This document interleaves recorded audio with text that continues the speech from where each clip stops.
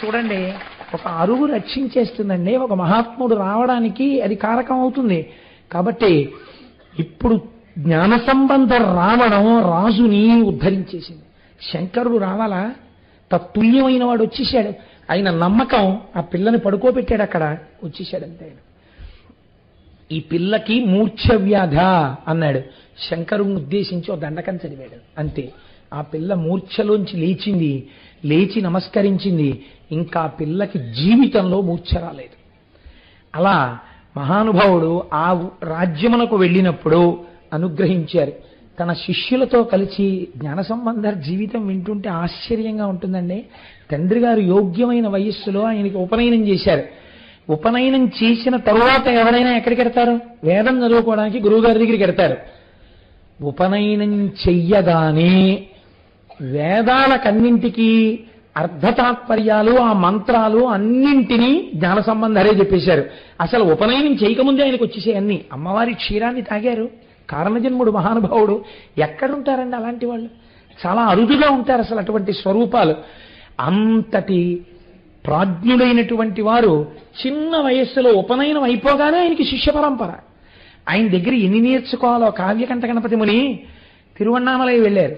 ఆయనకి ఉద్యోగం ఇస్తూ వేద పాఠశాలలో ఒక ఉపాధ్యాయుడి దగ్గర ఆయన వేదం నేర్చుకుంటున్నారు. గురువుగారి దగ్గర నేర్చుకుంటుంటే ఆయన అన్నారు, ఏమిటో వేదం నేర్పు అంటున్నావు, 3 నెలల్లో వేదం నేర్చేసుకుంటానంటున్నావు, అంత తేలిక అనుకుంటున్నావు? ఆ వేదం అంటే స్వరంతో నేర్చుకోవాలి, అంత తేలిక కాదన్నారు. మహానుభావుడు 3 వేదాలు 3 నెలల్లో నేర్చేసుకున్నారు స్వరంతో, ఏకసంతాగ్రాహి. గురువుగారు అలా పన్నాలన్నీ చెప్పేస్తే ఓ గంట సేపు పన్నమంతా చెప్పేసిన తర్వాత అలా వినేవారంతే కళ్ళు మూసుకుని. అంతే. మళ్ళీ స్వరంతో ఆ పన్నం అంతా ఓ గంట ఈయన చెప్పేసి లేచి వెళ్ళిపోయేవారు. 3 నెలలు అయిపోయిన తర్వాత ఇంకో నెల అయింది. కావ్యకంఠ గణపతి ముని అరుగు మీద కూర్చుని 3 వేదాలకి భాష్యాలు చెప్పారు. చెప్తుంటే వాటి యొక్క అర్ధతాత్పర్యాలు చెప్తుంటే ఏ గురువు గారు వేదం చెప్పారో ఆయన అర్థాలు నేర్చుకోవడానికి, తాత్పర్యం నేర్చుకోవడానికి శిష్యుడిగా కూర్చున్నారు. మహాపురుషులు పుట్టిన గడ్డండే ఈ భూమి. కనుక ఆయన శిష్యులతో కలిసి వెళ్ళిపోతున్నారు. వెళుతుంటే కురుంజి, ములై అన్న ప్రాంతాలు దాటుతున్నారు. విశేషమైనటువంటి చలిజ్వరాలు. ఎన్ని దోమకాట్లో మహాపురుషులకి దేని గురించి లెక్క ఉంటుందండి. విశాఖపట్నంలో ఎక్కిరాల కృష్ణమాచార్యులు గారిని, వారి శిష్యుడు రామాచార్య గారు ఇక్కడే ఉన్నారు సభలో. ఆ కృష్ణమాచార్యులు గారు దోమలు కరుస్తాయి, మలేరియా వ్యాధులు వస్తాయని తెలిసి కూడా రోగులకు వైద్యం చేయడానికి అక్కడికి వెళ్ళి అదే అనారోగ్యంతో కారణజన్ములు కనుక వారి శరీరం గురించి పట్టించుకోకుండా శరీరం వదిలిపెట్టారు. అలా ఈయన వెడుతున్నప్పుడు ఇంతంత దోమలు కరిచేస్తుంటే శిష్యులందరూ బాధపడ్డారు. అయ్యయ్యో ఇక్కడ చలి జ్వరాలు ఉండలేకపోతున్నామని. అప్పుడైనా శంకరుడి మీద నీలకంఠ తత్వంతో దండకాలు చేశారు. మహానుభావా, నీవు ఒకనాడు లోకము కోసమని హాలాహలాన్ని భక్షించావు.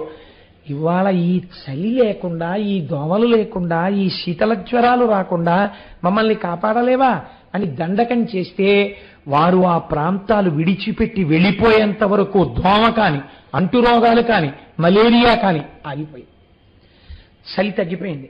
వారు ఆ ప్రాంతం దాటిపోయారు. మళ్ళీ చలి ప్రారంభమైంది.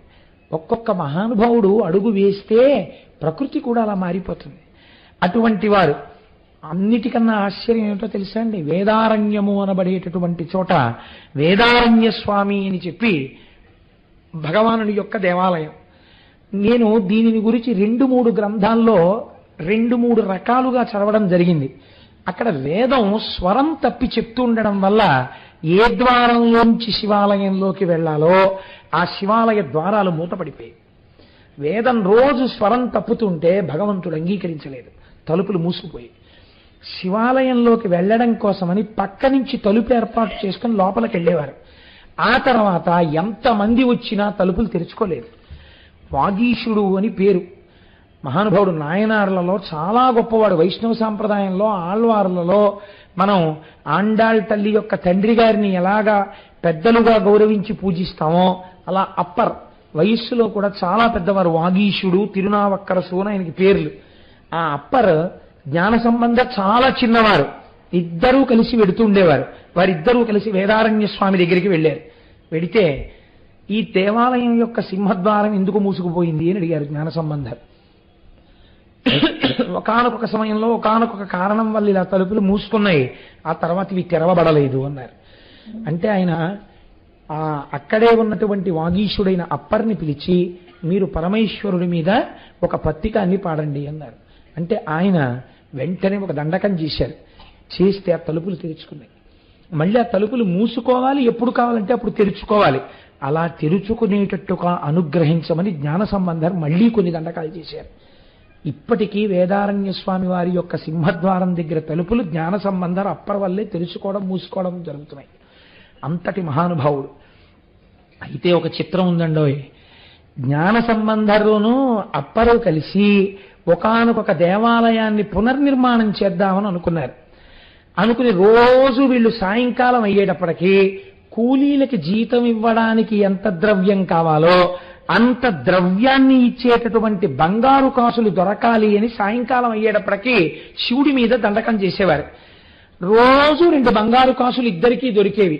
2 సూర్యు మీద చెయ్యి పెడితే దొరికేవి ఇద్దరికి. ఈ రెండిటినీ పట్టుకెళ్లి బంగారు వర్తకులకు అమ్మితే జ్ఞాన సంబంధరికి దొరికినటువంటి బంగారు నాణ్యంలో రోజు బంగారు శాతం తక్కువ ఉండేది. అప్పటికి దొరికిన బంగారు నాణ్యంలో బంగారు శాతం ఎక్కువ ఉండేది. ఆయన నాణ్యానికి ఎక్కువ డబ్బు వచ్చేది, జ్ఞాన సంబంధ నాణ్యానికి తక్కువ డబ్బు వచ్చేది. ఇవాళ నువ్వు చూరికి ఇటు తీయి అటు తీయి అన్నా కూడా అంతే, అలాగే దొరికేవి. ఒకానొక నాడు జ్ఞాన సంబంధరికి బాధ కలిగింది. ఎందుకు ఇలా నాకు తక్కువ బంగారం ఉన్న నాణ్యాలు వస్తాయని శంకరుడిని అడిగారు. అడిగితే శంకరుడు చెప్పాడు ఆయనకి, నీవు కేవలముగా దండకం చేస్తావు, నువ్వు కేవలముగా భగవంతుని యొక్క ప్రార్థన చేస్తావు. అప్పర్ అలా కాదు. ఎక్కడికైనా దేవాలయానికి వస్తే ఆయన లేచి ఆ దేవాలయాన్నంతటినీ తుడిచేస్తారు, లేకపోతే ఆ దేవాలయాన్ని కడిగేస్తారు, లేకపోతే కలుపు మొక్కలు ఉంటే తీసేస్తారు. ఏదో ఒక శారీరకమైన సేవ కూడా దేవాలయంలో చేస్తారు. అందుకని ఆయన కాయిక వాచిక మానసిక కైంకర్యం చేస్తాడు. నువ్వు కేవలము వాచిక మానసిక కైంకర్యములే చేస్తావు. నీకన్నా ఓ మెట్టు అప్పర్ పెద్దవాడు, అందుకే బంగారు నాణ్యంలో బంగారం ఎక్కువ ఉంటుంది అన్నారు. కాబట్టి మనం దేవాలయాలకు వెళ్ళినప్పుడు ఎలా ప్రవర్తించాలో చూపిస్తుందండి మనకి. ఒకానొక సమయంలో వీరు మధుర వెళ్ళారు. మధుర ఎంత గొప్ప క్షేత్రమో మీకు తెలుసు కదండి. మధురై అక్కడ మహానుభావుడు సుందరేశ్వర స్వామి వారు, ఆ తల్లి మీనాక్షి అమ్మవారు వెలిసి ఉన్నారు. చిత్రం ఏమిటంటే అటువంటి దేవాలయం ఇంచుమించు మూతపడిపోయింది ఆ రోజుల్లో.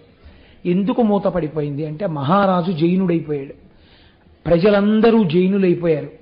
ఒక్క రాజుగారి భార్య అయినటువంటి మంగయక్కరసి మంత్రి కులచ్చిరయార్ అనబడేటటువంటి వీరిద్దరే శైవులుగా ఉన్నారు. అందరూ జైన మతంలోకి వెళ్ళిపోయారు. కాబట్టి ఆరాధించేవారు లేరు. అటువంటి సమయంలో పక్క రాజ్యంలోనే తిరు జ్ఞాన సంబంధర్ విడిది చేసి ఉన్నారని తెలుసుకున్నటువంటి రాణి ఒక వేగు ద్వారా కబురు చేసింది వారి రాజ్యానికి రమ్మని. ఇక్కడ మీరు గుర్తుపెట్టుకోవలసిన ఒక ప్రత్యేకమైన విషయం జరిగిందండి. ఇది బాగా జీవితంలో గుర్తుపెట్టుకోండి. అప్పుడు జ్ఞాన సంబంధర్ మధుర వెడతానన్నారు. వెడితే అప్పర్ అన్నారు, మీరు వెళ్ళకండి, మీ గ్రహస్థితి బాగులేదు అన్నారు. అంటే జ్ఞాన సంబంధర్ అన్నారు, మీరు నాతో రావక్కర్లేదు, మీరు ఇక్కడే ఉండండి, నేను ఒక్కడనే వెడతాను, నా గ్రహస్థితి బాగులేదన్నారు కదా. జ్యోతిష్యమునందు గ్రహముల యొక్క స్థితిని చూసి కదా మీరు చెప్పారు నాకు కష్టాలు వస్తాయని.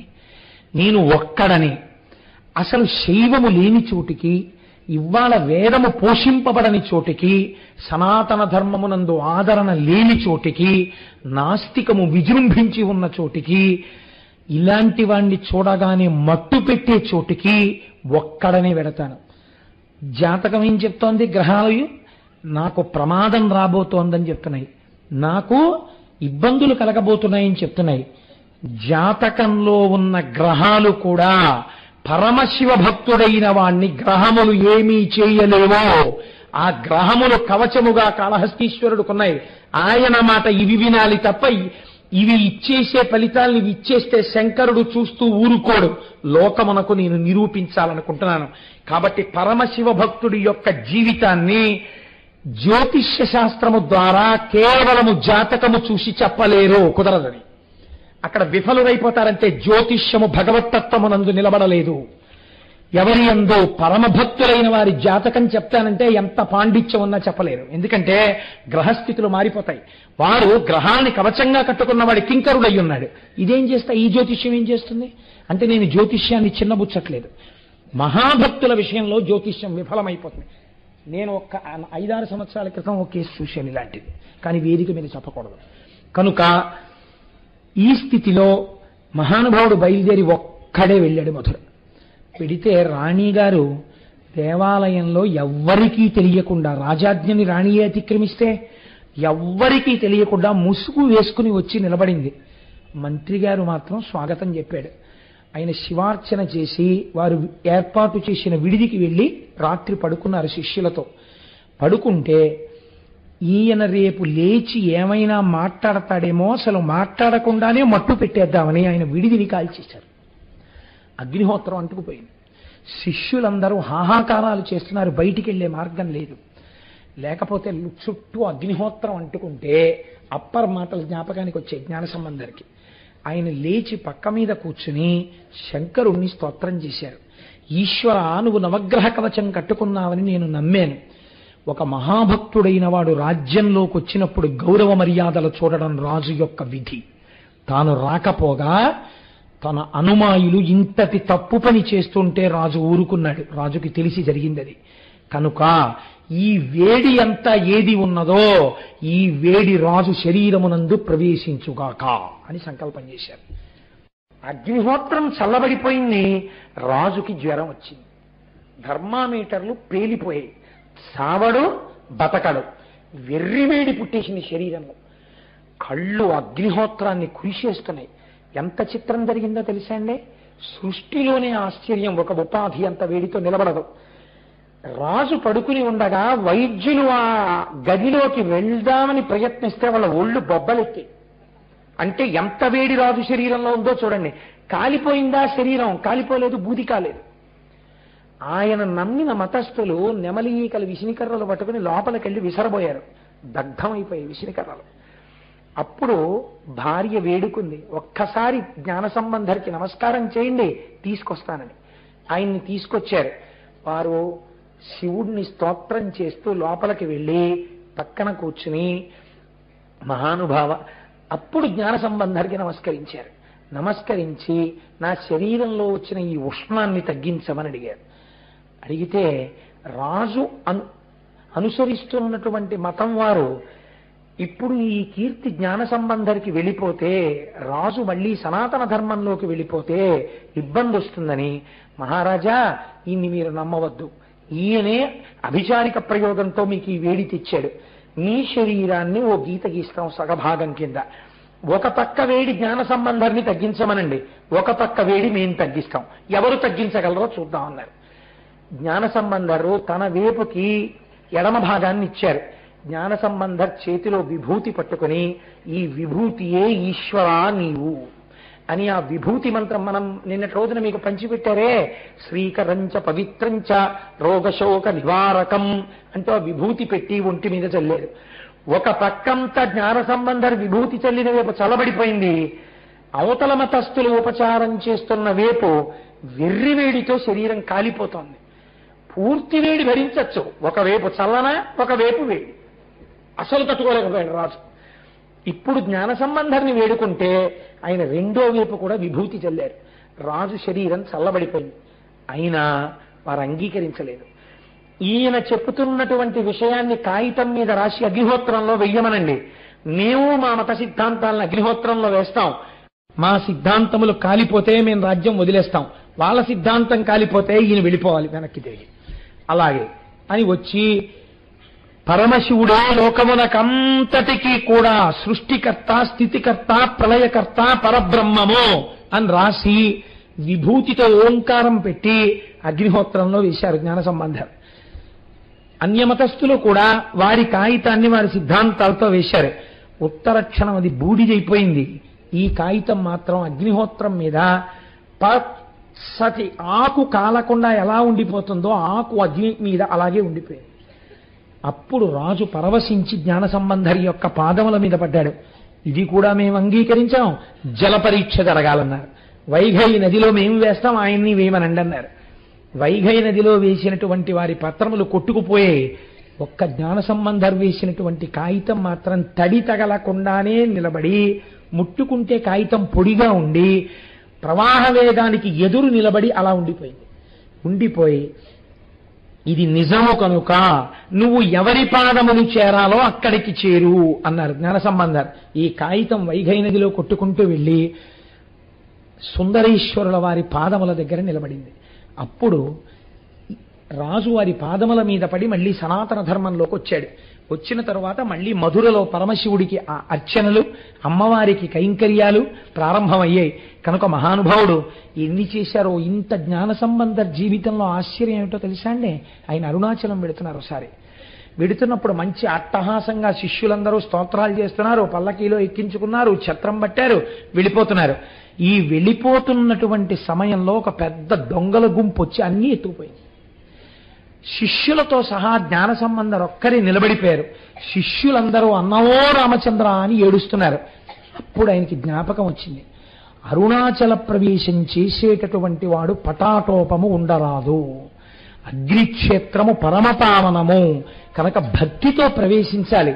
ఈశ్వర, నేను పల్లకీలో ఛత్రం పట్టించుకు బయలుదేరాను, అందుకే దొంగలు వచ్చి ఎత్తుకుపోయారు, నన్ను మన్నించు, నా శిష్యులకు అన్నం పెట్టించు అని ప్రార్థన చేశారు.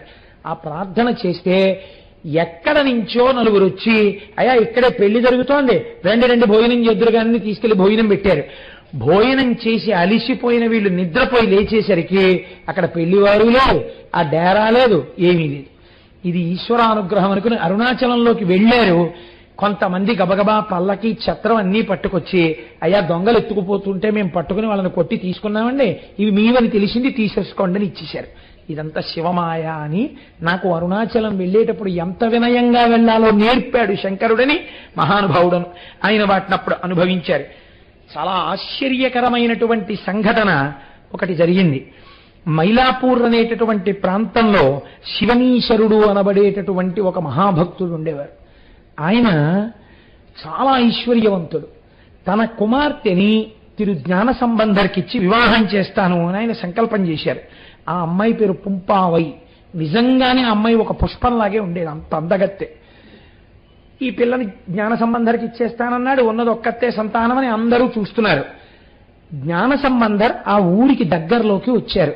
ఈయన వెళ్ళి పిలిచారు వీళ్ళ ఊరు రమ్మని. సరే వస్తాను తప్పకుండా, కానీ నేను ఆయన రావడం అంటే గుడి తర్వాత గుడి మన యాత్రలా వెళ్ళిపోయేవారు కాదు, కొన్ని నెలలు ఉండేవారు దేవాలయంలో. కాబట్టి నేను ఒక 6-7 నెలల తర్వాత వస్తానన్నారు. ఈలోగా ఒకరోజు ఈ పిల్ల అసుర సంధ్య వేళలో ఓ చెట్టు దగ్గర పువ్వులు కోస్తోంది. అందులోంచి ఒక నాగుపాము ఈ పిల్ల చేతి మీద కాటు వేసింది. చాలా మంది వైద్యులు వచ్చారు, రక్షించే ప్రయత్నం చేశారు, కానీ ఆ పిల్ల దక్కలేదు. దక్కకపోతే ఈ పిల్లని తీసుకెళ్లి ఆ పిల్ల శరీరాన్ని దహించారు. దహించి చితాభస్మాన్ని, కొద్ది ఎముకల్ని మాత్రం ఒక కుండలో పెట్టి ఈ పిల్లని జ్ఞాన సంబంధరికి ఇస్తానన్నాను కనుక ఈ చితాభస్మాన్ని, నా ఐశ్వర్యాన్ని ఇచ్చేస్తానని ఆ కుండ దాచాడు ఆయన. అది విచిత్రం. ఆయన ఎంత చిత్రమైన సంకల్పమో చూడండి. జ్ఞాన సంబంధర్ వచ్చారు, నీకు పిల్లనిద్దామనుకున్నాను, నా పిల్ల మరణించింది, దాని యొక్క కేవలము బూది మాత్రమే ఉంది, నీకు ఇద్దామనుకుంటున్నానని పట్టుకెళ్ళి ఆ కుండ బహూకరించారు. ఆయన అన్నారు, ఆ కుండ తీసుకొచ్చి శివాలయంలో పెట్టండి అన్నారు. ఆ ఊరి శివాలయంలో పెట్టారు. శివలింగం ముందు ఆ చితాభస్మపు కుండ పెట్టి, ఇది ఈ సంఘటననే కొన్ని వేల మంది చూస్తుండగా జరిగింది. ఆయన ఆ పిల్లని మళ్ళీ బ్రతికించమని మార్కండేయుడికి ఆయుర్దాయం ఇచ్చిన ఓ శంకరా, నీవు ఆ పిల్లకి ఆయుర్దాయం ఇయ్యగలవు అని దండకం చేశారు. చేస్తే చిత్రం ఏమిటో తెలుసా అండి? కాలిపోయిన శరీరపు యొక్క చితాభస్మములో కొంత భాగమే కుండలో ఉంటే, రత్న కంకణమును దాల్చి ఇంకొక 6-7 నెలలు బ్రతికి ఉంటే ఆ పిల్ల ఎంత పెరిగి ఉండేదో అంత పెరిగిన పిల్ల చెయ్యి ముందు బయటికి వచ్చింది. వచ్చి కుండ పగిలి అందులోంచి పిల్ల పైకి లేచింది. లేచి వచ్చి తండ్రి గారికి జ్ఞాన సంబంధరికి నమస్కారం చేసింది. ఆయన అన్నారు, తండ్రి గారు, ఈ పుంపావైని నువ్వు బతికించావు, నువ్వే ఆ పిల్లని పాణిగ్రహణం చేయమన్నారు. అంటే జ్ఞాన సంబంధర్ అన్నారు, నేను అలా పాణిగ్రహణం చెయ్యకూడదు. ఎందుకు చెయ్యకూడదో తెలుసా? మరణించిన పిల్లకి మళ్ళీ పునః జీవితం ఇచ్చాను కనుక ఈ పిల్లకి నేను తండ్రిని అవుతాను, కాబట్టి నేను స్వీకరించకూడదు, ఆమె నా కుమార్తెతో సమానం అని విడిచిపెట్టి వెళ్ళిపోయారు. వెళ్ళిపోయిన తరువాత కొన్ని సంవత్సరములు అయిపోయిన తర్వాత ఆయన్ని వివాహం చేసుకోమని కోరారు తల్లిదండ్రులు. నాకెందుకు వివాహం, నాకు అక్కర్లేదన్నారు ఆయన. వీలు లేదు వివాహం చేసుకోవాలన్నారు. ఆఖరికి ఎవరో ఒక యోగ్యమైన కన్యని చూశారు. ఆడ పెళ్లివారి ఇంటికి వెళ్ళారు. ఆ పేరు కూడా తిరుపెరుమాణమాలయం. ఆ ఊరు వెళ్ళి పెళ్లి అవుతోంది. పెళ్లి శాస్త్ర ప్రకారం ఏంటంటే, ఈ మాట చెప్తే మీరు నా మీద కోపగించుకోకండి, 3 రోజులు కనీసము చేయని పెళ్లి కాదు శాస్త్రంలో. కనీసంలో 3 రోజులు చేయాలంటే ఏమన్నంతమందికి భోజనాలు పెట్టాలా అనకండి, భోజనాలు పెట్టమని చెప్పలేదు. వైదిక ప్రక్రియ 3 రోజులు జరగాలి, సప్తపది మంత్రాలతో పూర్తవ్వాలి. ఏమో ఈశ్వరుడు అనుగ్రహిస్తే నా కుమార్తె పెళ్లి అలా చేసేటట్లుగా నన్ను శంకరుడు అనుగ్రహించుగాక. కాబట్టి ఆ 3 రోజులు కదండి వివాహం జరగాలి. అందుకని 3 రోజులుగా అక్కడ వివాహం జరుగుతోంది. సప్తపది మంత్రాల దాకా వచ్చింది. వచ్చిన తర్వాత ఈయన అన్నారు, సన్నికళ్ళు తొక్కించడానికి పిల్లని తీసుకెడుతున్నారు. తీసుకెడుతుంటే ఒక్కసారి శివాలయంలో దర్శనం చేసుకుని వస్తాం, ఈ నూతన వధువు నేను కలిసి అని చెప్పి తీసుకెళ్లారు. సప్తపది పూర్తయితే తప్ప వివాహం పూర్తవదు. ఈ పిల్లతో కలిసి జ్ఞాన సంబంధ ఆలయంలోకి వెళుతుంటే ఆయన వెనకాతల వారి తండ్రి గారు, తల్లి గారు, తిరు నీలనక్కనాయనారు, మామగారు, అత్తగారు, బంధువులు, సేవకులు అందరూ వెళ్ళారు. జ్ఞాన సంబంధరు కదా, అందుకని అందరూ వెళ్ళారు. వెళితే ఆయన శివుడి ముందు నిలబడి, ఈశ్వర, నేను ఏ ప్రయోజనము కొరకు ఈ లోకములోకి నువ్వు నన్ను పంపావో ఆ ప్రయోజనము పూర్తయిపోయింది. నేను వేద విరుద్ధమైన వాదనలు ఖండించి మళ్ళీ సనాతన ధర్మమును ఆవిష్కరించాను. కాబట్టి నాకు ఈ సంసారము, స్త్రీ వ్యామోహము ఇవి నాకు లేవు. నువ్వు నన్ను అనుగ్రహించి నన్ను మళ్ళీ యథాస్వరూపముగా తీసుకో అని ప్రార్థన చేశారు. ప్రార్థన చేస్తూ చిత్రం ఏమిటో తెలుసా అండి, నీలోకి వచ్చేద్దామనుకున్న వాళ్ళు ఎంతమంది ఉంటే అంతమందిని కూడా తీసుకో అని అడిగారు. ఈయన ప్రార్థన చేసిన మరుక్షణం ఒక అగ్నిస్తంభం వచ్చింది ఆ మధ్యలోకి. ఎప్పుడు అగ్ని సంభవుడు కదండి సుబ్రహ్మణ్యుడు, మళ్ళీ అగ్నిహోత్రంలోకి పెడతాయి అవతారాలన్నీ. రమణ మహర్షి అంతే, జ్ఞాన సంబంధర్ అంతే, లేకపోతే కుమరిల భట్టు అంతే, సుబ్రహ్మణ్య ఆవిర్భావము అంతే, అన్ని అగ్ని సంబంధంగానే పెడతాయి అవతారాలు. కాబట్టి ఇప్పుడు మొట్టమొదట జ్ఞాన సంబంధర్ లోపలికి వెళ్ళిపోయారు. తర్వాత భార్య వెళ్ళిపోయింది, తండ్రి గారు వెళ్ళిపోయారు, తల్లి గారు వెళ్ళిపోయారు. మీకు ఆశ్చర్యం ఏమిటంటే ఆ రోజున గుళ్ళో ఉద్యోగం చేసే వాళ్ళ దగ్గర నుంచి సేవకుల వరకు అందరూ అగ్నిస్తంభంలోకి ప్రవేశించి మోక్షంలోకి వెళ్ళిపోయారు. అన్నయ్య ఊళ్ళో ఉండి తప్పదు మా చాలా ఆప్యాయమైన బంధువుల యొక్క వివాహం ఉంది, అక్కడికి వెళ్ళాలని ఆ ఊరు విడిచిపెట్టి వెళ్ళిపోయారు కొంతమంది. ఎంత సన్నిహితంగా ఉండనివ్వండి, ఆ అదృష్టం ఈశ్వరుడు ఇవ్వకూడదనుకున్నప్పుడు ఏదో ప్రతిబంధకం కల్పించి దూరం చేస్తాడు. ఆ వెళ్ళిపోయిన వాళ్ళు మర్నాడు వచ్చి ఏడ్చారు, అయిపోయింది ఈ విషయం. కాబట్టి ఏమైంది అంటే వాళ్ళకి దక్కలేదా అదృష్టం. పెళ్లి కోసమని ఎక్కడెక్కడో ఉన్న వాళ్ళు ఇక్కడికి వచ్చిన వాళ్ళు ఎవరున్నారో వాళ్ళు మాత్రం మోక్షం వైపుకు వెళ్ళిపోయారు. ఈ విధంగా మహానుభావుడు అమ్మవారి పాలు త్రాగి జ్ఞానమును పొందినటువంటి తిరు జ్ఞాన సంబంధర్ సుబ్రహ్మణ్యేశ్వర స్వామి వారి యొక్క అవతారముగా మనకి చెప్పబడుతుంటారు. ఇప్పుడు నేను సాధ్యమైనంత సంక్షిప్తంగా ఇవాళ ప్రార్థనా శ్లోకాలని కూడా పక్కన పెట్టి మీకు తిరుజ్ఞాన సంబంధర్ గురించి ఆవిష్కరించాను. మనం రేపు సాయంకాలం పెళ్లివారం కదండి, మరి పెళ్లివారం అయిపోవాలంటే, ఇది పెళ్లి పందిరి అయిపోవాలంటే వల్లీ కళ్యాణంతో పూర్తి చేసేస్తాను. వల్లీ కళ్యాణం వింటే ఎటువంటి ఫలితాలు వస్తాయని ఫలశ్రుతి చెప్పారో మీరు విందురు. కానీ వల్లీ కళ్యాణం చాలా తేలికైన కళ్యాణం, అదేం పెద్ద అట్టహాసంగా ఉండదు, చాలా తేలిగ్గా ఉంటుంది. కాబట్టి యథాసమయానికి మిమ్మల్ని నేను విడిచిపెట్టేసే ప్రయత్నమే చేస్తాను. ఒకానొక సమయంలో నారద మహర్షి కైలాస పర్వతం మీద స్నేహితులతో కలిసి ముచ్చటించుకుంటున్నటువంటి సుబ్రహ్మణ్యేశ్వరుడు యొక్క సన్నిధానమునకు వెళ్ళారు. లోక కళ్యాణకారకుడండి మహానుభావుడు నారదుడు.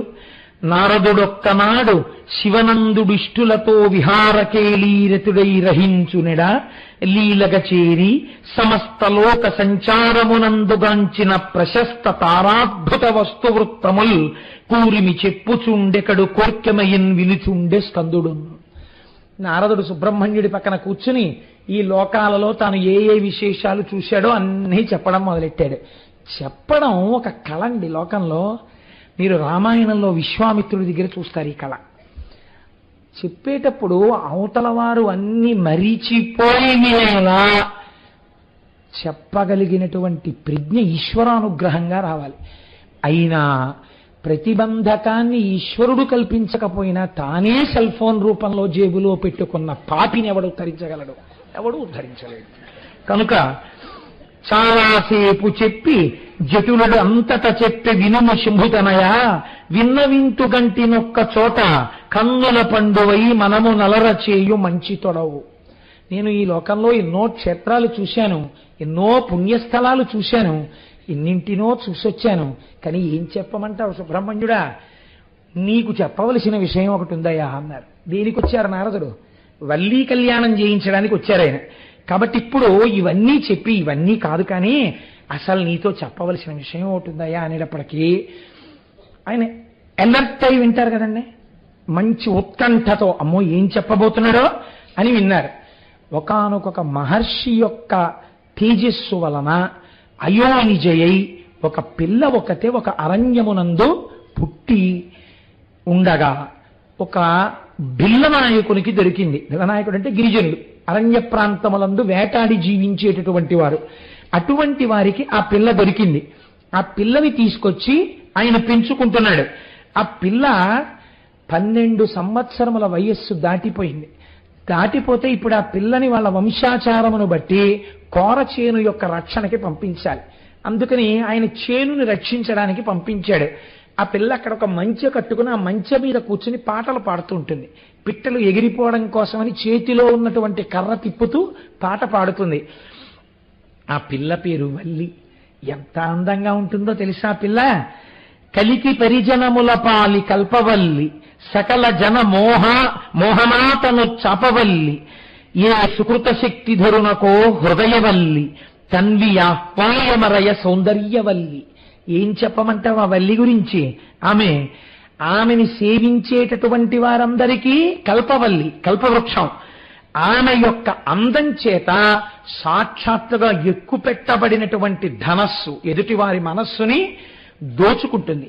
అటువంటి ఏ సుకృత శక్తి ధరునకో, ఎవడు మహానుభావుడు గొప్ప తపస్సు చేస్తున్నాడో అటువంటి భార్య రావాలని, అటువంటి వాడికి కాపోతున్నటువంటి హృదయవల్లి, అటువంటి అమ్మాయి సౌందర్యవల్లి. ఆ అమ్మాయే రాశీభూతమైనటువంటి సౌందర్యం. కమలము కమలము, శిశిబింబము శిశిబింబమే అరయ సవతు వచ్చునకో, కమనీయ కోమలంబగు రమణీమణి మోమతోన రాతి విఘాతి. చంద్రబింబాన్ని చూపించి వెండి కంచం ఇలా ఉంటుందని చెప్పాం అనుకోండి, అసహ్యంగా ఉంటుంది. ఎలా కుదురుతుంది? చంద్రబింబంతో పోలిక వేరొకటి ఉండదు. మీరు చూడండి, ఇది ఆ చంద్రబింబం ఇలా ఉంటుందండి అని మీరు ఎంత వర్ణించి చెప్తే చంద్రబింబం యొక్క శోభకు అర్థం అవుతుంది.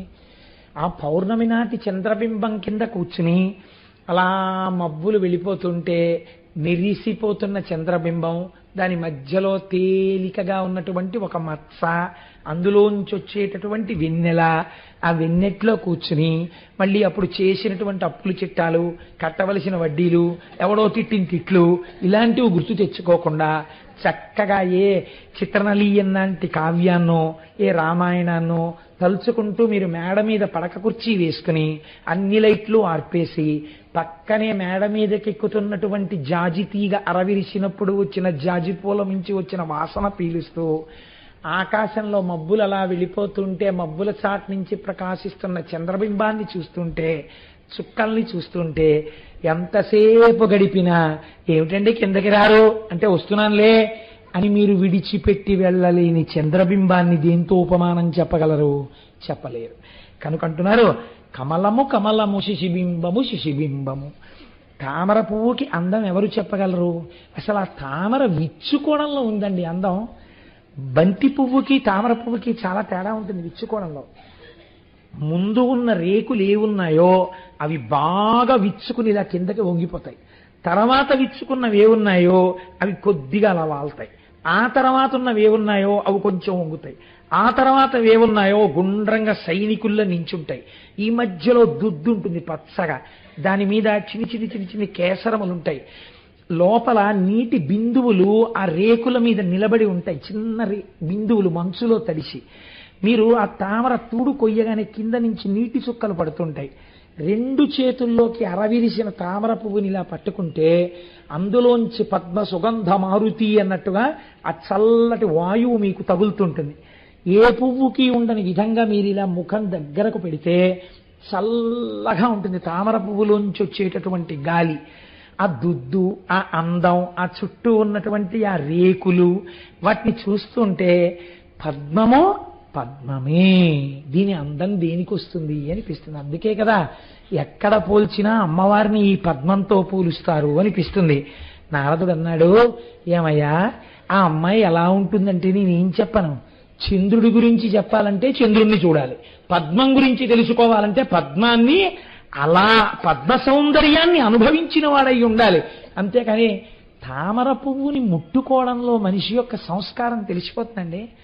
రేకులు పట్టుకుని తామర పువ్వు ఇలా లాగాడనుకోండి, ప్రపంచంలోకెల్లా అసహ్యమైన పూజ, ఈశ్వరుడు నిరసించే పూజ, మనం చూడకూడని పూజ, ఒకరు చెయ్యకూడని పూజ ఏమిటో తెలుసా అండి? పువ్వుని చేతిలో పట్టుకుని రెక్కలు లాగేయడం. నేను చాలా దేవాలయాల్లో చూస్తుంటాను, నీకెవడు చెప్పాడు అలా రెక్కలు విప్పి పూజ చేయమని? ఈశ్వరుడు ఎంత కుందిపోతాడో తెలుసా అండి అలాంటి పిచ్చి పనులు చేస్తే. గులాబీ రేకు యొక్క మొదలు తుంపేసి ఇలా నలిపేసి పువ్వులు చేసేయడం. నేను ఒకానొక సభకెడితే ఏదో మహానుభావుడు వచ్చినట్టుగా ఈ గులాబీ రేకులు తెలియారు. నాకు ఎంత కోపం వచ్చిందో. అసలు ఎర్రటి పువ్వు తొక్కకూడదు, సౌభాగ్య వస్తువు. అలాంటిది ఎంత అందమైన పువ్వు అండి ఆ గులాబీ పువ్వు, ఎంత సున్నితమైన రేకులతో ఉంటుందండి. ఒక్కరోజు గడిచి మరునాటి సూర్యోదయానికి తనంత తానుగా తన స్వరూపాన్ని విడిచిపెట్టి రేకులు రాల్చేసే లక్షణం ఉన్నది. గులాబీ దండ పట్టుకోవాలంటే భయం వేస్తుంది, రేకులు రాలిపోతుంటాయి. అలాంటి గులాబీ పువ్వుని ఇలా ఇలా ఇలా ఇలా విప్పేసి మంత్రపుష్పం పేరు చెప్పి ఇలా పెట్టేసి, నీకు ఈశ్వరుడు కంఠం ఇచ్చాడు కదా అని కుక్కరిచ్చినట్టు నువ్వు వరిచి ఈ పువ్వుల రేకులు పట్టుకెళ్ళి శివుడి మీద వేస్తావా, భగవంతుడి పాదాల మీద వేస్తావా? నీకు ఏ సౌకుమార్యం ఉందని పూజ చేస్తున్నావు? నువ్వు తప్పుడు పని చేస్తున్నావు, చేయకూడదు అలాగా. పూజ యందు పువ్వుల యొక్క రేకులు విప్పి తుంపరాదు, మహాదోషం. మీరు చూడండి, మీరు పద్యం చదువుకుంటే మీకు అర్థం అవ్వాలి. ఒక్క పువ్వు వేయండి, వేసేటప్పుడు ఆ పద్మాన్ని అనుభవించండి. ఈశ్వర, ఇది నీ నిర్మాణ కౌశలం, ఏమందమయ్యా ఈ పువ్వు అని మీరు అనుభవించి, ఎవడు నిర్మాతయో వాడి పాదములు చేరుతోందని వాడి పాదముల చెంత వేయండి. చిత్రం ఏంటంటే, మీరు మరునాడు ఉదయం అదే తామర పువ్వుని ఇలా పైకెత్తండి, రేకులలో నిన్న నించున్నటువంటి ఆ శక్తి ఉందే అది ఒడిలిపోయి ఇలా పడిపోతాయి. చిత్రం ఏంటంటే, మందార పువ్వు ఒకటి, తామర పువ్వు ఒకటి మీరు మూర్తికి బాగా దగ్గరగా పెడితే ఈ పడిపోతున్న రేకులు ఏ మూర్తి మీద పడ్డాయో ఆ మూర్తి మీద తెరపడినట్టుగా పడి గట్టిగా పట్టేసుకుంటాయి. మరి నిజంగా ప్రాణోత్క్రమణ వేళ పరమేశ్వరుడి మీద దోమతెరగా పడిపోయి ఇన్ని జన్మలకి దొరికిన పాదాలు విడిచిపెట్టగలవా అని గట్టిగా పట్టేసుకుంటాయో. మీరు తెలియక తామర పువ్వుని కానీ మందార పువ్వుని కానీ తీసేశారనుకోండి, అవి మూర్తిని కూడా పట్టుకొచ్చేస్తాయి. నాకనిపిస్తుంది, ఇంత కోమలమైన హృదయమున్న పువ్వుతో పాటు ఈశ్వరుడే కదిలిపోతున్నాడేమో అనిపిస్తుంది. ఎవరికి కావాలరా నీ దిక్కుమాలిన పూజ? ఇలా నువ్వు కోమల హృదయంతో ఎప్పుడైనా ఒక్క నిమిషం చేసావా? ఆ పువ్వు చూడు, ఇందుకురా నీ ఇంట్లో దాంతో వెళ్ళిపోతున్నాడేమో భగవంతుడని తల ఉంచి వెంటనే క్షమార్పణ. నాకు అందుకే మందార పువ్వు కానీ తామర పువ్వు కానీ భగవన్మూర్తికి దగ్గరగా పూజ చేయాలంటే చాలా భయం. అవి ఈశ్వరుణ్ణి హత్యేసుకుంటాయండి, కౌగిలించేసుకుంటాయి. కాబట్టి ఎంత గొప్ప మాట చెప్తున్నాడు. చంద్రుడు చంద్రుడే, పద్మము పద్మమే, వల్లి వల్లే, అంత అంతగత్తి. కాబట్టి అటువంటి వల్లి నీ భార్య కావాలి, ఇది నా కోరిక. కాబట్టి నీ భార్య కావాలని ఎందుకంటున్నానో తెలుసా? ఎంత చిత్రమైన మాట చెప్పాడో తెలుసా అంటే నారదుడు. నిజంగా వల్లి కళ్యాణం పద్యాలన్నీ నేను చెప్పేద్దామని ఓ వెర్రి హొట్టికలు పెట్టేస్తాను, కానీ తీరా వచ్చేటప్పటికి గడియారం అనేటటువంటి ఒక వస్తువు ఒకటి ఉంటుంది, అందుకని భయం. సరే, అధిప చందనగంధి దేహంబు సౌరభమును కలరి ప్రచండ సర్పములు చేరి పాయకున్నవి ఏవేళ పనతి యారువేణి అను దంభములు గని ఎక్క మీరా. ఏమయ్యో నీకు తెలుసా, ఆ పిల్ల చుట్టూ పావులుంటాయి ఎప్పుడు. ఆ పావులు విడిచిపెట్టవు. ఎందుకు విడిచిపెట్టవో తెలుసా? సాధారణంగా పాములు మొగలి చెట్టును ఆశ్రయించి ఉంటాయి ఆ సువాసనకి. అలాగే బాగా పెద్దదైన చందన వృక్షపు యొక్క తొర్రలో పావులు పడుకుంటాయి. వల్లి ఎక్కడుంటే అక్కడ పావులు ఆమె ఒంటిని పట్టుకుని వేలాడుతుంటాయి. ఆ పావులు వదలవు. నువ్వు చూసి భయపడకూడదు సుమా. ఆ పావులున్నాయే వాటికి ఒక చిత్రమైన లక్షణం ఉంది. ఎవరు ఆ పిల్ల ఒంటిని పట్టిన పావుల్ని చూస్తారో వాళ్ళు ఆ పిల్ల సౌందర్యాన్ని విడిచి ఉండలేక పొంగిపోతారు అన్నాడు. ఏమిటిది పావులు పట్టుకోవడం ఏమిటి, సౌందర్యం ఏమిటి అనుకున్నాడు సుబ్రహ్మణ్యుడు. ఏమిటో తెలుసా పావులు? అందరూ ఒంటికి అంగరాగములు రాసుకుంటే సువాసనలు వస్తాయి. వల్లి ఒంటి నుంచి సహజంగా సువాసనలు వస్తాయి. ఈ సహజ సువాసనలు పీల్చడానికి పెద్ద పెద్ద పావులు వేలాడుతున్నాయా అన్నట్టుగా, నల్లత్రాచులా అన్నట్టుగా ఆమె యొక్క కేశపాశం వేలాడుతుంటుంది. అంత అందమైన కేశపాశం. పిల్లాడివయ్యో యవ్వనంలో ఉన్నావు, వెళ్ళి వల్లి కేశపాశాన్ని కాని చూశావా? నేను నిజం చెప్తున్నాను, ఆ అమ్మాయి చిటికిన వేలు పుచ్చుకుంటే తప్ప కైలాసానికి రావాలి. ఇప్పుడు సుబ్రహ్మణ్యుడి మనస్సు ఏమైపోతుందండి? ఆ పిల్లని చూడవలసిందే. ఏదో అంత అందంగా ఉంటుందా అనుకున్నాడు ఆయన.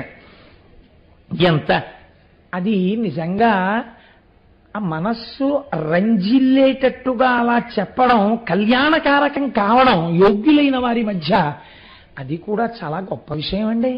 చిత్రనలీయం చదువుతుంటే మీకు హంసరాయబారంలో ఇలాంటివి ఎన్ని పద్యాలు వస్తాయో నిజంగా.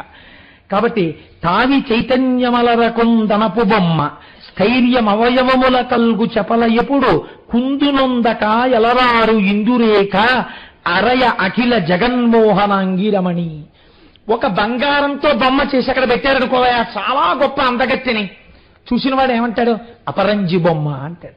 సాధారణంగా పెళ్లి కూతురు చాలా బాగుందనుకోండి, తండ్రి గారు కానీ ఎవరైనా పెద్దలు, లేకపోతే సాధారణంగా తండ్రి గారు అడిగితే బాగుండదు, తన మనసులో అమ్మాయిని చేసుకుందామని ఉంటే కొడుకు ఏమైనా అంటే నచ్చ చెప్పడం ఎందుకని మనసు బాగా కనిపెట్టగలిగిన స్నేహితుల చేతో లేకపోతే ఆ వయస్సు బంధువుల చేతో అడిగిస్తారు.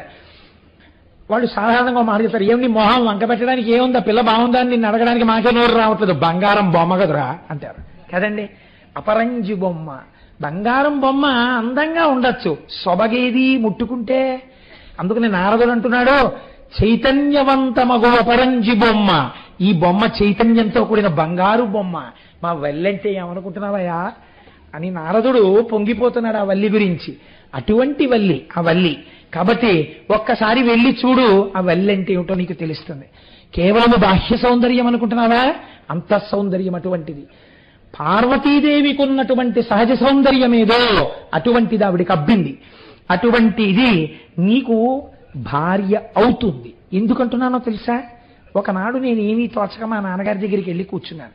మా నాన్నగారు లోకంలో ఉన్న విషయాలన్నీ చెప్తూ మనస్సు బాగా హత్తుకోవడానికి, ఒరే నీతో స్నేహితుడున్నాడే వాడికి ఫలానా అమ్మాయితో వివాహం అవుతుంది. ఎందుకని చతుర్ముఖ బ్రహ్మగారు ఈయనగా రాసింది. అందులో కనుక్కోవడం కోసమని జాతకాలు చెప్పి ఆయన కొడుకు స్నేహితులకు ఎవరెవరు పెళ్ళాలుగా వస్తారో కనుక్కున్నట్టు బ్రహ్మగారి దగ్గరికి వెళ్ళి కూర్చుంటే, అంటే ఏమిటి ఉద్దేశం? తండ్రి గారు కూడా ఆయన కూడా బ్రహ్మగారు కూడా మెల్లిగా కుమారస్వామి మనస్సు పెళ్లి వైపుకు మళ్ళిస్తున్నారు. ఒరే బాబు నీ స్నేహితుల్లో ఫలానా వాడికి ఫలానా వారి అమ్మాయి పెళ్లి అవుతుంది, ఫలానా వారి అబ్బాయికి ఫలానా అమ్మాయి పెళ్లి అవుతుంది అని అన్నీ చెప్పారు. చెప్పినప్పుడు నాతో ఏం చెప్పాడో తెలుసా కుమారా? నారదుడు చెప్తున్నాడు, నారదుడికి చెప్పారనమాట అండి. అందుకని నారదుడు ఇప్పుడు అది వచ్చి సుబ్రహ్మణ్యుడికి చెప్తున్నాడు. మహానుభావుడు అందానికి మారుపేరైన వాడు ఉన్నాడే, జగదంబ అందాలు తన అందాలుగా పుట్టినవాడు. శంకరాచార్యుల వారు అయితే అన్నారు, చంద్రుడికైతే మచ్చ ఉంది, మచ్చలేని చందమామలు 1,000,000 మంది వస్తే సుబ్రహ్మణ్యుడు అన్నారు. అంత అందగాడే. అందగాడైనటువంటి ఆ సుబ్రహ్మణ్యుడికి భార్యగా ఎవరవుతారో తెలుసా? వల్లి భార్య అవుతుంది. దాని చేత కొన్ని విషయాలు లోకానికి తెలుస్తాయిరా అని చెప్పారు. ఆమె నీ భార్య అవుతుందయ్యా అనేటప్పటికీ చూడండి చాలా సంతోషంగా అవుతుంది.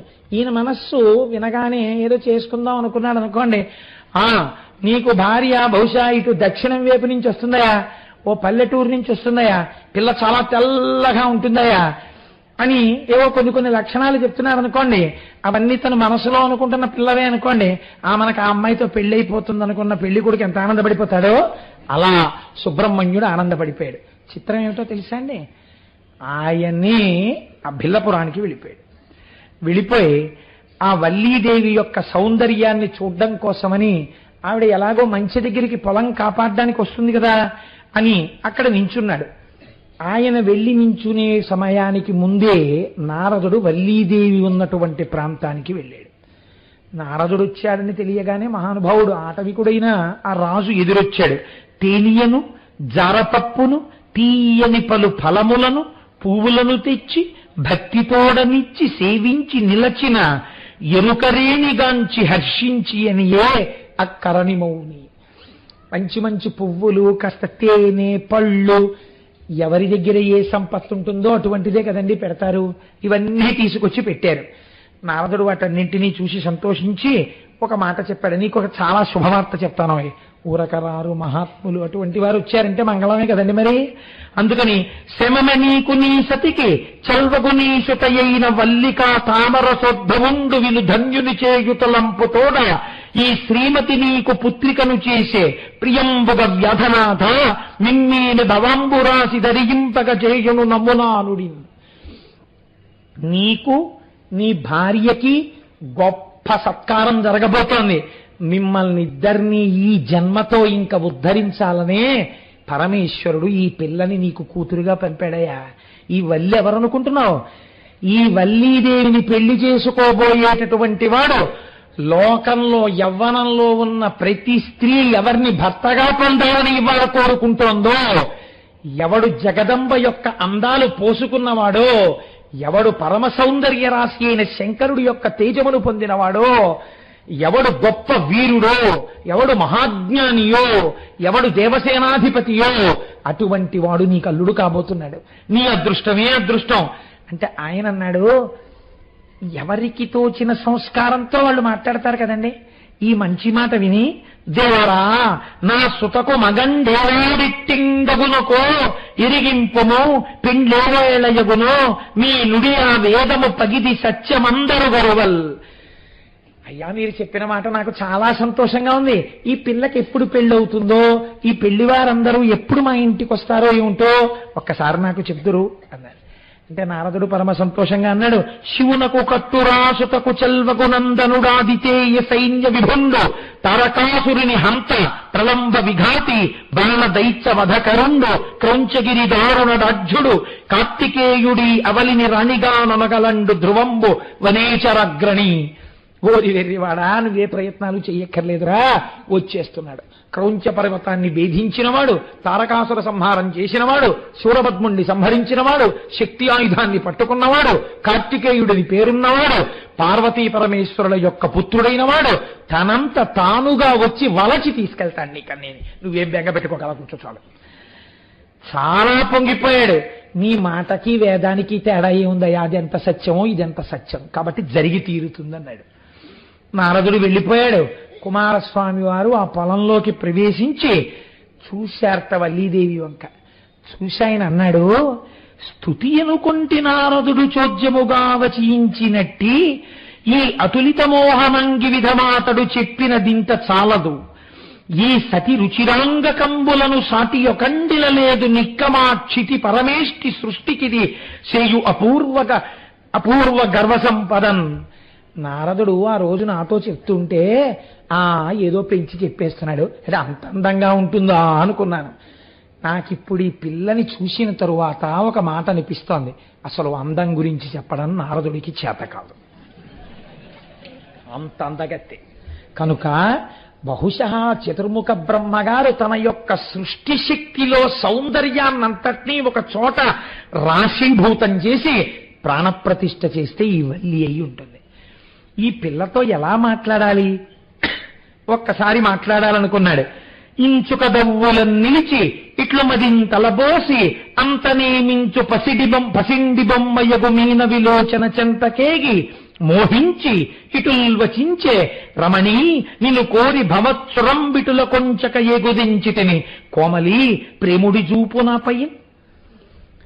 కొంచెం సేపు అక్కడ నిలిచి ఆవిడ అందం చూసి భయపడుతూ దగ్గరికి వెళ్ళి గబుక్కుని పలకరించడానికి ఇంకా భయపడుతున్నవాడిలా దగ్గరకి వెళ్ళి మొత్తానికి పలకరించి నీకోసమే అందరినీ విడిచిపెట్టడం ఎంత కష్టమో ఏది నాకు ఆలవాలమో అటువంటి ప్రాంతాన్ని విడిచిపెట్టి నీ కోసమని ఇంత దూరం వచ్చాను లతాంగి, నన్ను చేపట్టవా అని అడిగాడు. అడిగితే ఆవిడ ఈయన వంక చూసి, అబ్బో ఎంత అందగాడిగా ఉన్నాడో ఈ పిల్లవాడు అని మనస్సులో అనుకుని, ఇది పెళ్లి కాని ఆడపిల్ల మనస్సులో ఉండవలసిన లక్షణం. ఆమె ఎంత గొప్ప భావన చేసిందోట చూడండి. నారదుడు మా ఇంటికి వచ్చి చెప్పినప్పుడు నాకు సుబ్రహ్మణ్యుడితో వివాహం అవుతుందని చెప్పాడు. ఈ పిల్లవాడు చాలా అందగాడు కావచ్చు, నా మనస్సు దోచుకుంటున్నవాడు కావచ్చు, కానీ నా మనస్సు యందు అటువంటి పాపపంకిలమైన భావన కలుగరాదు. ఎందుచేత ఆయనకి నేను చెందిన దానను బ్రహ్మగారు రాశారని చెప్పాడు. కాబట్టి నేను అన్యపురుషుని యందు ఈ భావన పెంచుకోరాదని నారదముని చెప్పిన సొంపారయని తరుణ పురుషుడనందొప్పెడు, మేలి కూరిమినా మదికీతనిపై రల్జిల్లెడు, ఇతండె భర్గుసుతుడకో. ఒకవేళ నిజంగా నారదుడు చెప్పినట్టుగా ఇతడే కాని ఆ పార్వతీ పరమేశ్వరుల యొక్క కుమారుడయ్యుంటే నా రొట్టె విరిగి నీతిలో పడినట్టు కదా అనుకునేట. అనుకుని ఆయన అడిగిన మాటకి జవాబు చెప్పింది. ఎంత మర్యాదగా మాట్లాడిందో చూడండి. సరే రండి అయితే ఇద్దరం చిలకా గోరింకల్లా ఎగిరిపోదాం అనలేదు ఆవిడ. కన్యను తల్లిదండ్రులు కలరు బిల్ల దంపతులు నాకు, అదిగాక తరుణరాజభూషణ కుమారునాత్మని ఆత్మ విభునిగా కోరి అర్పణము చేసి తిని హృదయంబు తనకు. నేను తల్లిదండ్రులకు కుమార్తెని, ఇంట్లో పెద్దవాళ్ళు ఉన్నారు, ఎక్కడ పడితే అక్కడ ఇలా నువ్వు వచ్చి మాట్లాడచ్చా? ఆటవిక కన్యలా ఉంది, ఎంత సంస్కారంతో మాట్లాడుతోందో చూడండి. ఇలా అడగచ్చా? మా తల్లిదండ్రులను అడగాలి. అయినా నీకు ఒక మాట చెప్పనా? చంద్రరేఖలు శిరస్సున అలంకారముగా ధరించేటటువంటి పార్వతీ పరమేశ్వరుల యొక్క కుమారుడైనటువంటి కుమారస్వామి నాకు భర్త అవుతాడని నారదుడు చెప్పాడు. అంచేత నా మనస్సాయనకి అర్పింపబడింది అని చెప్పింది. చెప్పగానే మహానుభావుడు ఒక్కసారి తన నిజ రూపాన్ని చూపించేట. ఆయన నిజ రూపం అంటే ఏమిటో మీరు ఎక్కడ వెతికినా సరిగ్గా దొరకదండి. నేను చెప్పానే శంకర భగవత్పాదులు సుబ్రహ్మణ్య భుజంగం చేశారని. అందులో ఆయన పిలిచినప్పుడు సుబ్రహ్మణ్యేశ్వర స్వామి వారిని చూశారు. ఆయన చూసినప్పుడు నడుం కనపడింది ఆయనకి.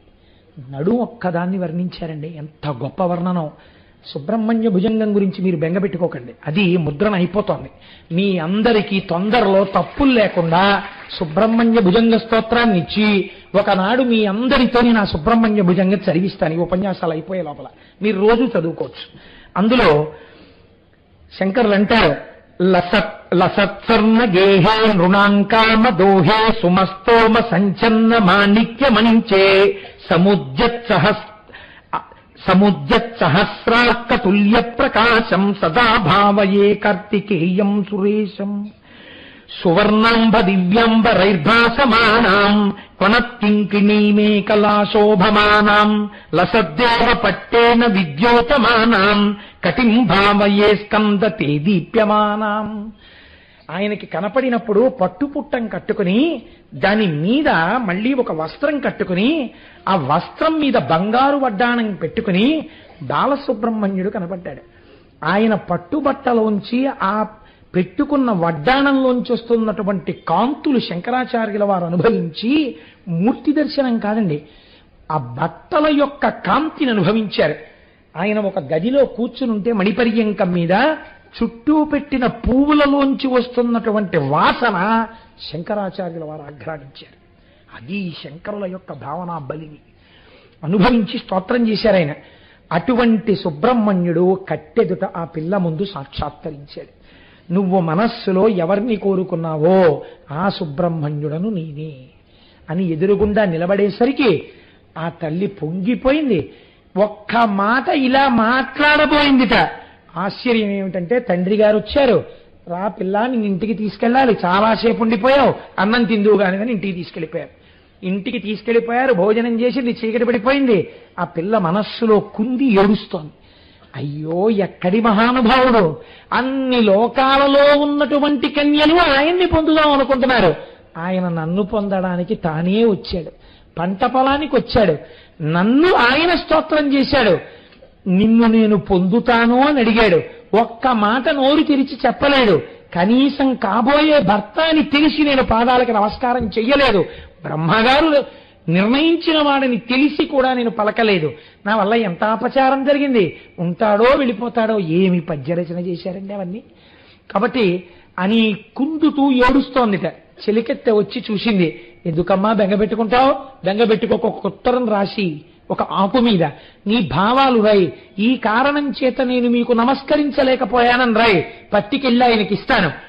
ఆయన్నన్నా ఇక్కడికి తెస్తాను, నిన్నన్నా అక్కడికి తీసుకెడతాను అంటే వల్లీదేవి అంది, ఇంకెక్కడుంటాడమ్మా, నేను ఒక్క మాట మాట్లాడకుండా వచ్చేస్తే ఆయన ఉంటాడా అంది. అంటే ఆవిడంది, ఇలాంటి విషయాల్లో నేను చాలా పరిణితి చెందిన దానను. కోరి వచ్చిన పురుషుడు గేటెదురుగుండా చెట్టు మీద హీరో హోండా మీద కూర్చుని అదే పనిగా చూసినట్టు అలాగే ఉంటాడు తప్ప వెళ్ళడు. మళ్ళీ నువ్వు వస్తావని ఏ సరోవరమో చెట్టో పుట్టో పట్టు కూర్చునే ఉంటాడు. నేను ఎలాంటి ప్రదేశాల్లో ఇలాంటి వాళ్ళు కూర్చుంటారో కూడా నాకు బాగా తెలుసు. పెద్ద పెద్ద చెట్లుండి, చీకటి బాగా ఉండి, జనసంచారం లేని వీధులు ఇలాంటివి ఎంచుకుంటుంటారు. కాబట్టి ఎక్కడుంటాడో నేను చూస్తాను అని గబగబా వెళ్ళింది. పుష్పవాటిక యందు ఒక సరోవరం ఒడ్డున కూర్చుని ఉన్నారు. సుబ్రహ్మణ్యుడి దగ్గరికి వెళ్ళి ఈ పత్రం మీద రాసిన శ్లోకాన్ని చూపించింది. ఆయన చదివి అన్నారట, అయ్యో ఇంత కుందిపోతోందా, నేను మళ్ళీ కనపడుతుందనే ఇక్కడ కూర్చున్నాను, రా వెళ్ళిపోదాం అన్నాడు. మీరు రాకండి, బాగుండదు, నేనే పిల్లని తీసుకొస్తానని వల్లీదేవిని తీసుకొచ్చింది. వల్లీ సుబ్రహ్మణ్యులిద్దరూ ఆ సరోవరం ఒడ్డున కూర్చుని మనసారా మాట్లాడుకుంటూ కూర్చున్నారు. ఈలోగా భళ్ళున తెల్లవారింది. పిల్ల ఇంట్లో కనపడలేదు. భర్తకి చెప్పింది ఆవిడ. అందరూ కలిసి పిల్ల ఎక్కడుందని వెతుకుతూ వచ్చారు. సరోవరం ఒడ్డున ఇద్దరు చక్కగా మాట్లాడుకుంటూ కనపడ్డారు. వెంటనే ఈ బిల్లనాయకుడికి సుబ్రహ్మణ్యుడని తెలియదుగా, ఆయన కూడా ఒక వేటగాడి వేషంలో ఉన్నాడు. అప్పుడు ఓయితుంటరి, రాత్రంతా నా కూతురితో కలిసి కూర్చుని సరోవరం దగ్గర మాట్లాడావా? ఎవరనుకుంటున్నావు నా కూతురంటే? సుబ్రహ్మణ్యుడికి కాబోయే భార్య. ఎంత పని చేశావురా అని తన పరివారంతో కలిసి బాణాలన్నింటినీ ఆయన మీద ప్రయోగించారు. ఇన్ని బాణములు ఆయన మీద ప్రయోగిస్తుంటే హేళగా నవ్వుతూ వాటిని స్వీకరించి వల్లి బెంగ పెట్టుకుంటోందని ఒక్కసారి వల్లెమ్మ వంక చూసి నువ్వు బెంగ పెట్టుకోకని ఒక్క సమ్మోహనాస్త్రాన్ని ప్రయోగించారు. ఆయన ప్రయోగించిన సమ్మోహనాస్త్రానికి అందరూ కింద పడిపోయారు. నేనైతే అంటాను, అసలు సమ్మోహనాస్త్రం వెయ్యాలా? ఒక్కసారి ఆయన కనపడితే చాలు, ఇంకా దర్శనం ఇవ్వద్దు అనుకున్నారేమో. అందరూ పడిపోయి అందరూ స్పృహ తప్పిపోయారు. తప్పిపోయిన తరువాత అప్పుడు వల్లీదేవి ఏడ్చింది. అయ్యో నా వాళ్ళందరూ ఇలా పడిపోయారని. స్వామి అనుగ్రహించారు. వాళ్ళు లేస్తూనే మళ్ళీ ఎవడక్కడ, ఏడి ఏడి అంటూ లేచారు. ఏమీ కంగారు పడకండి, ఇదిగో ఇక్కడే అంటూ చేతిలో శూలం పట్టుకుని నెమలి వాహనం మీద వల్లీదేవితో కలిసి కూర్చుని, ఇంకా ఎంతటి సౌందర్య రాశి అంటే అంత సౌందర్య రాశిగా ఆనాడు సుబ్రహ్మణ్యుడు వల్లీదేవితో కలిసి సాక్షాత్కరించాడు. ఆ బిల్లులందరూ నేల మీద పడి సాష్టాంగ నమస్కారం చేసి పొంగిపోయారు. పొంగిపోయిన తరువాత ఇత పూర్వమే దేవసేననిచ్చి వివాహం చేశాడు కదండి ఇంద్రుడు. ఆ దేవసేనతో కూడుకున్న వాడై, పార్వతీ పరమేశ్వరులతో కూడినటువంటి వాడై మహానుభావుడు ఆ నారదుడు అక్కడికి వచ్చాడు. వీళ్ళందరూ చూశారు. చూసిన తరువాత షణ్ముఖుండు పురందర జాతకిలిని వల్లి తెరగిరింగించి అంబామహేశ్వరులకు వల్లియూత జోట సలిపి వారి అనుమతి వసించే పత్నీద్వయంబుతోడా. ఇంతలో వచ్చినటువంటి పార్వతీ పరమేశ్వరుల్ని చూసి అలా ఉండిపోయింది వల్లెమ్మ. ఉండిపోతే, అయ్యో వల్లెమ్మ అలా ఉండిపోకు, ఎదురుగుండా వచ్చిన వాళ్ళు ఎవరో తెలుసా? పార్వతీ పరమేశ్వరులు. కాబట్టి వారికి నమస్కారం చెయ్యి అంటే, అమ్మ బాబోయ్ నా అదృష్టమే అదృష్టం. పుట్టి పెరిగింది భిల్లజాతి యందు, చేసినది కొర్ర పైరుకున్నటువంటి ఒక కేవలంగా ఆ కంచె మీదకెక్కి పిట్టలగిరిపోయే పాటలు పాడాను.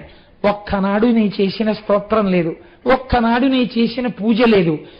ఎందరో కన్యలు తన కోసం ఎదురు చూస్తుంటే తానే నా కోసమని వచ్చి నా వారికి తన నిజరూప దర్శనం చేయించి నన్ను తనదిగా చేసుకుని తన తల్లిదండ్రులే ఇక్కడికి వచ్చేటట్టు చేసి నా చేత వారికి నమస్కరింప చేస్తున్నాడు. ఏమి భాగ్యం, ఏమి భాగ్యం అని వల్లెమ్మప్పుడు పార్వతీ పరమేశ్వరులకు నమస్కరించిందిట. నమస్కరించిన తరువాత వల్లెమ్మ వల్లెమ్మ అండంలో నా హృదయం వేరు కాబట్టి నమస్కరించి, కొన్ని రహస్యాలు అలా అరవకూడదమ్మా. కాబట్టి నమస్కరించిన తరువాత అప్పుడు సంతోషంగా పార్వతీ పరమేశ్వరులతో దేవసేనతో కలిసి ఏ అరమరిక లేకుండా ఆనాటి నుంచి ఈనాటి వరకు భక్తుల కోర్కెలు అనుగ్రహించడానికి తిరుత్తణి యందు వెలసి ఉన్నాడు. ఇదే విషయాన్ని శంకరాచార్యుల వారు తిరుచెందూరు గురించి మాట్లాడుతూ వల్లీ కళ్యాణం వింటే ఏమవుతుందో చెప్పారు. అది కూడా భుజంగంలోనే చెప్పారు. పులిందేశ కన్యా గణాభోగ తుంగ స్తనాలింగ నాసక్త కాశ్మీర నాగం నమస్యామ్యహం తారకారే తవోర స్వహత్తావనే సర్వదాసానురాగం. తెల్లగా ఉండేటటువంటి సుబ్రహ్మణ్యుడు ఎర్రగా ఉండేటటువంటి వల్లిని ఆలింగనం చేసుకున్నప్పుట వల్లీదేవి ఎర్రటిది వక్షస్థలమునందు కుంకుమ అలదుకునుంది. ఈ ఎర్రని కుంకుమ ఎర్రటి వక్షస్థలం నుంచి భర్త హత్తుకున్నప్పుడు బుగ్గలలో పుట్టినటువంటి అనురాగ కాంతులతో కలిసి ఒక కొత్త ఎర్రటి కాంతి, చిక్కటి కాంతి పుట్టి ఈ కాంతి సుబ్రహ్మణ్యుడి యొక్క గుండెల మీద పరుచుకుని తెల్లటి సుబ్రహ్మణ్యుడి గుండెలు ఎర్రగా మారితే ఇంతటి ఎరుపు ఎంతటి అమాయకులనైనా తనవారిగా తానే వచ్చి చేసుకోగలిగిన దయాద్రహృదయుడైన సుబ్రహ్మణ్యుడిని ఆ వల్లిని ఆలింగనము చేసుకున్న సుబ్రహ్మణ్య స్వరూపమునందు ఆయన వక్షస్థలమునందు మెరిసిన కాంతులు మాకు చెప్తున్నాయి. అటువంటి వల్లి ఆలింగనము చేసిన కళ్యాణ సుబ్రహ్మణ్యుడికి నా జోదలు జోదలు జోదలని శంకరాచార్యుల వారు పరవశించిపోయారు. కనుక ఒకరు దేవసేన ఇంద్రుడి భార్య, వేరొకరు భిల్లకాంత వల్లి. ఆయన భక్తికి రెండు వేపులా లొంగిపోయేవాడే. దేవసేనని ఇంద్రుడు తెచ్చి వివాహం చేశాడు. వల్లీ కళ్యాణానికి సుబ్రహ్మణ్యుడే వచ్చి చేసుకున్నాడు. ఎంత అధికారమున్నవాడో, ఎంత జ్ఞానమున్నవాడో, ఎంత సౌందర్యవంతుడో, ఎంత గొప్పవాడో, అంత కారుణ్యమున్నవాడు. అది పార్వతీ పరమేశ్వరుల యొక్క సమాగమ ఫలితం. ఇద్దరి యొక్క దయ వర్షిస్తే సుబ్రహ్మణ్యుడు ఆయన అడిగింది ఒక్కటి, మీరు ఏం చెయ్యక్కర్లేదు, 2 పాలకుండలు కట్టుకుని నా కావిడెత్తండి, మిమ్మల్ని రక్షించేస్తానండి.